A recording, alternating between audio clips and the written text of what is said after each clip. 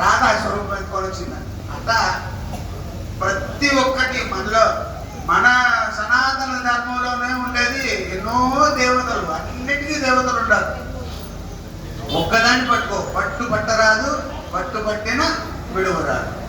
పట్టుకోవాలి గట్టిగా, కాదు పోయి పట్టే గట్టిగా వదిలించుకుంటారు. ఆహా నువ్వుదా, నువ్వు తప్ప ఇక పరం పెరుగును కృష్ణ.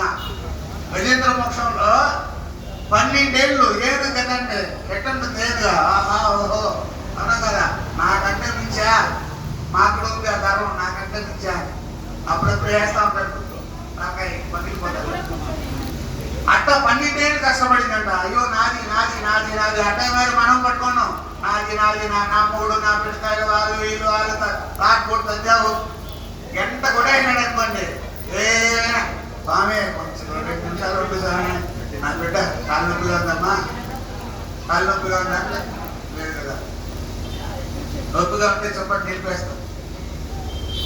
స్వామి నా బిడ్డ కాలు కడతా ఉంది, ఒక్క నిమిషం ఉండు స్వామి అంటే నిలవడు. ఎంత కొట్టేసినాడంటే ఓం దర్శనం కొత్త ఉండాల్సిందే, అయిపోయే పని. మళ్ళీ మళ్ళీ మామ మన పార్టీ అక్క చెల్లె అన్ని ఏక్ నిరంజన్ ఏక్ నిరంజన్. దత్తాత్రేయ మంత్రం చెప్పేదంట ఏక్ నిరంజన్ ఒకటే. ఇదంతా అలక్ నిరంజన్, అలక్ నిరంజన్ ఉండేది ఒకటే ఏక్ నిరంజన్.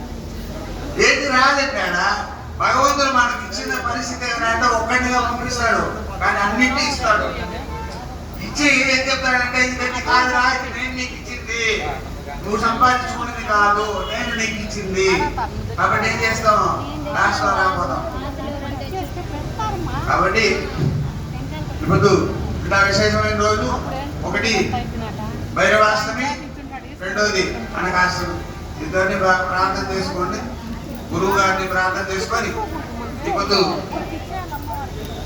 ఇక్కడ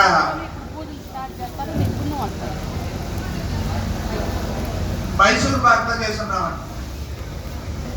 శివలింగాన్ని మైసూరు పాక్ చేస్తున్నాం. ఇది ఎందుకు అంటే ఏకాదశ రుద్రం చేస్తారండి. ఏకాదశ రుద్రం అనేది చేసినప్పుడు మనం ఏదైతే స్వీకరిస్తామో దాన్ని శివలింగంగా, అన్ని ఈశ్వరుడే కదా. అంటే ఆ శివలింగాన్ని అర్చన చేసి దాని తర్వాత అది ప్రసాదంగా ఇస్తారు, అందరూ తీసుకోవాల్సిందిగా ప్రార్థన. ఈ రోజు నుంచి ప్రతి అమావాస్య ఈ గుళ్ళో ఈ రోజు నుంచి ఈ దత్తాత్రేయ అనుగ్రహం ఇది.